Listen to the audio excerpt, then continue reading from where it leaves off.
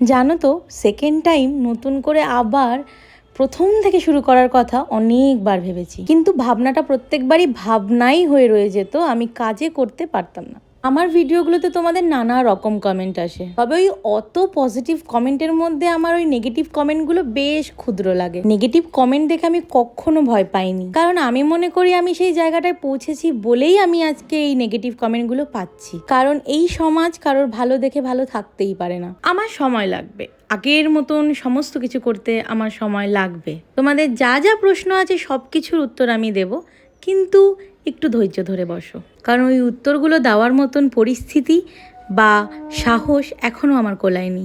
তোমরা যারা আমার ব্লগ প্রথম থেকে দেখো তারা জানো আমি আমার জীবনের শুধুমাত্র ভালোটুকুই তোমাদের কাছে তুলে ধরেছি। হয়তো তার জন্যই এত অল্প সময়ের মধ্যেও তোমাদের কাছে এতটা প্রিয় হয়ে উঠেছি। জানি না আমি কতটা কন্টিনিউ করতে পারবো, তবে কথা দিচ্ছি আমি আবার ব্লগ শুরু করব।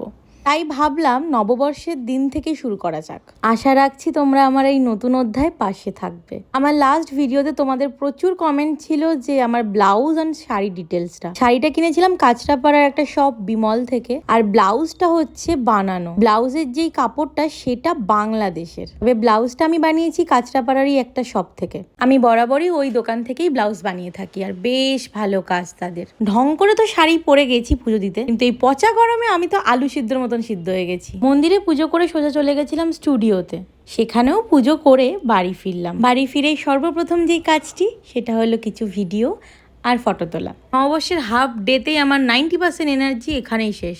लड़की होना भी बहुत टैलेंट की बात है, तुम मर्द लोग नहीं समझोगे।